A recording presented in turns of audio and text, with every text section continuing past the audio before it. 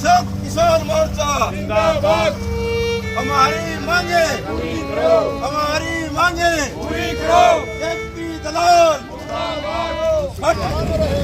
जब तक तो किसान रहेगा। भाई देखो जेपी दलाल का जो पुतला फिलहाल है जो फूक किया जा रहा है और देखो हट्टर पट्टर मुर्दाबाद, जेपी दलाल मुर्दाबाद, जेपी दलाल मुर्दाबाद, हरियाणा सरकार मुर्दाबाद, हरियाणा सरकार मुर्दाबाद, हरियाणा सरकार मुर्दाबाद, जेपी दलाल मुर्दाबाद, हट्टर पट्टर हट्टर पट्टर जेपी दलाल जेपी दलाल मुर्दाबाद, हट्टर पट्टर हरियाणा सरकार हरियाणा सरकार दिया गया है।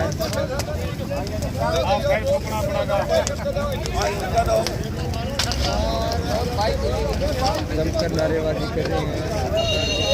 राम राम जी सारा नमो थारी गेला प्रीति को तो फिलहाल भाई उचाना में मौजूद है और जैसा कि आप सभी ने पता है कि किसानों का है जो कई महीनों तक धरना चले हुआ है लगातार और आज किसानों ने जेपी दलाल का पुतला फूका है और 3 दिन के लिए जो किसान है चंडीगढ़ में गए थे। तो किन किन प्रस्तावों को लेकर है जो ये चंडीगढ़ में गए थे तो इनसे बात करेंगे। डॉक्टर सिक्किम हमारे साथ मौजूद है तो इनसे पूछेंगे कि किन किन प्रस्तावों को लेकर है जो ये चंडीगढ़ में गए थे।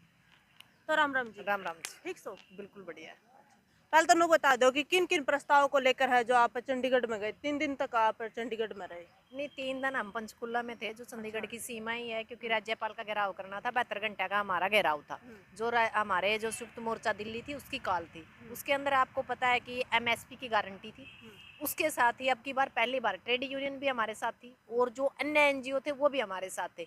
यानी जो हम बार बार कहते थे कि हम एक शक्ति के साथ लड़ेंगे, अब की बार पहली बार 3 दिन का जो पड़ाव था, ट्रेड यूनियन, किसान मजदूर, महिला मोर्चा सभी एक ही झंडे के नीचे लड़ रहे थे। सारे जो मुद्दे थे वो एक ही जगह थे। उसके ऊपर एमएसपी की लड़ाई हमारी मेन थी जो किसान मजदूर की है। आपको पता है कि पराली का सैटेलाइट से बड़ा फोटो जल्दी उतरते हैं, पर जब सरकार को ये होता है कि मुआवजा देना होता है, हमारी फसलें खराब होती है तो उसकी सैटेलाइट खराब हो जाती है। जो पराली के ऊपर बार बार लोगों के ऊपर केस हो रहे हैं उसके ऊपर हमारा ये धरना प्रदर्शन था। जो 2020 बिजली बिल था जो कहीं ना कहीं सरकार के साथ हमने निरस्त कर दिया था, उसको 2023 बिल बना के दोबारा से एक अंदर खाते से लेके आई है सरकार।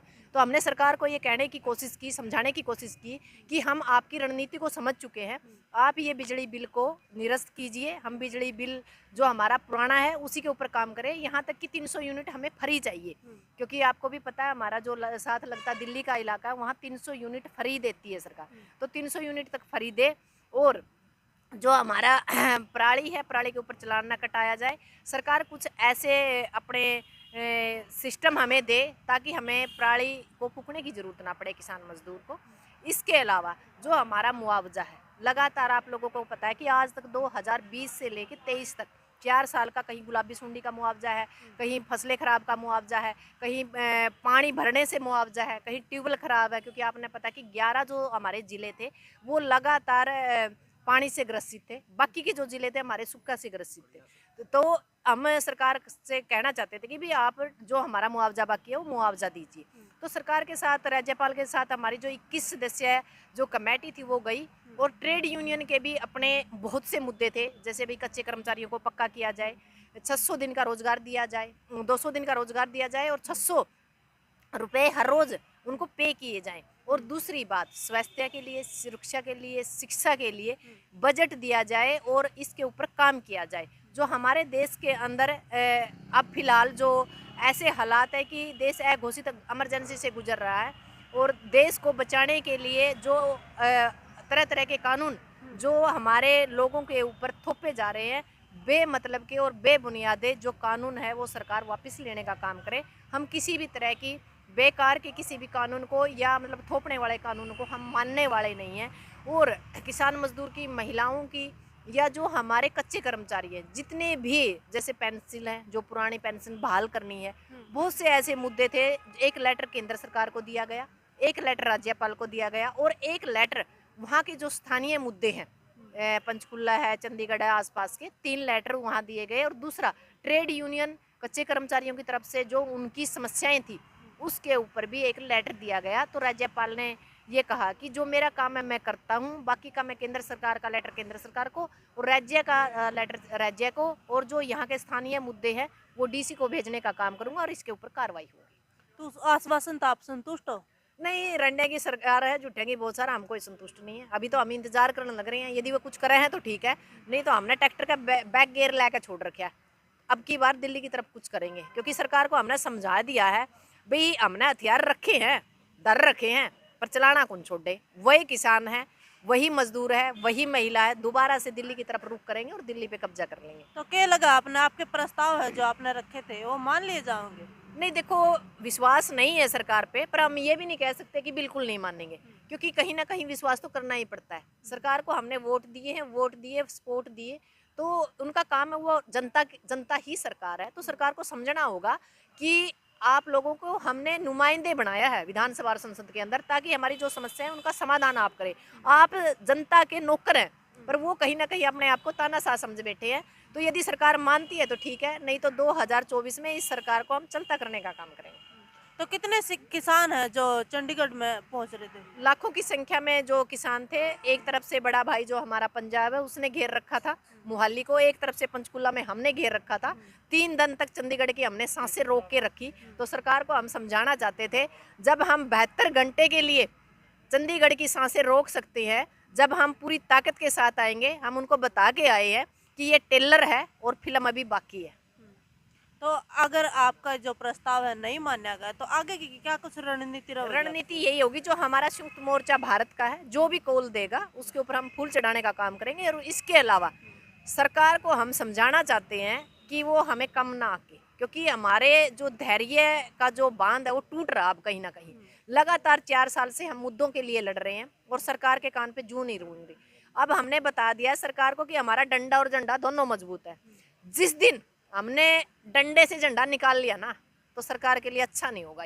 ये हिदायत दी है सरकार को, हमने सही तरीके से समझाने की कोशिश की है सरकार को कि आप लोग हमारे लिए जिन कामों के लिए हमने आपको वोट दिए उन पे काम कीजिए, वाकई में जो विकास की गति है उसको बढ़ाइए।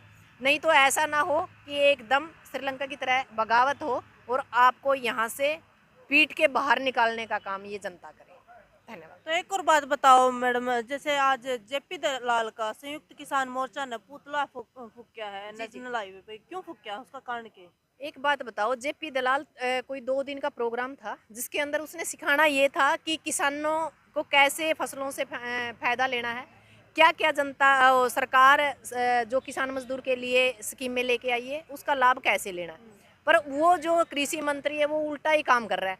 वो ये बता रहा है कि 5-4 किसान नेता बैठे हैं, किसी की घरवाली उसकी सुनती नहीं, किसी की बेटी भागी है, किसी की बहू भागी है, शर्म नहीं आती उसको, संवैधानिक पद पे है और एक वो मंच से बयान दे रहा है।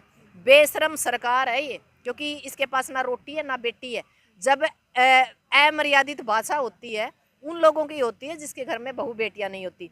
जो कृषि दलाल है, जो कृषि मंत्री है जेपी दलाल, इसको शर्म आनी चाहिए।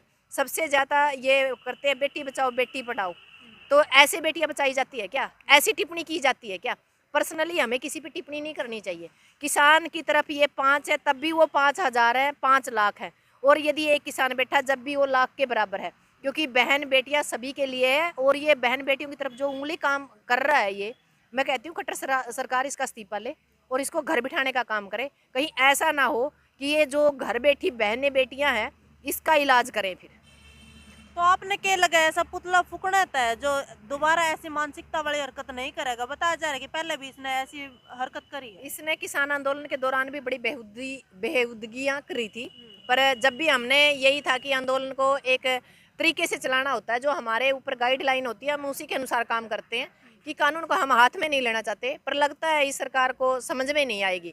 मैं तो ये कहती हूँ कि फूलन देवी ने सही किया, क्योंकि मैं एक दूसरी विचारधारा से मैं विश्वास करती हूँ। मैं धमाकों में विश्वास करने वाला इंसान हूँ, क्योंकि धमाकों के बिना ये सरकार है ना गूंगी बहरी हो गई है। जब तक सड़कों पे हम लड़ रहे हैं, सड़कों के ऊपर हमारी आवाज़ें गूंज रही हैं, तो कहीं ना कहीं संसद और विधानसभा को हम लगाम लगा पा रहे हैं।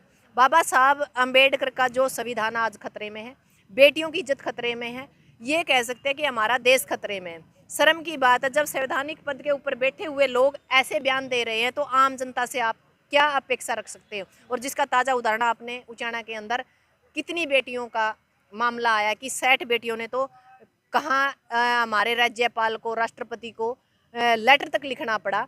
तो जैसा शासक वैसे ही प्रजा होती है और प्रजा के ऊपर पूरा पूरा असर इस सरकार का है। इस देश के अंदर ना शिक्षा है, ना सुरक्षा है, ना स्वास्थ्य है। तो इस देश को बचाने के लिए आम जनता को मैदान में आने पड़ेगा। और सबसे बड़ी बात यह है कि हमने रोटी के ऊपर हमला किया, हम सहन कर गए, पर बेटी के ऊपर यदि हमला बार बार सरकार ने किया तो ये इसके लिए अच्छा नहीं होगा।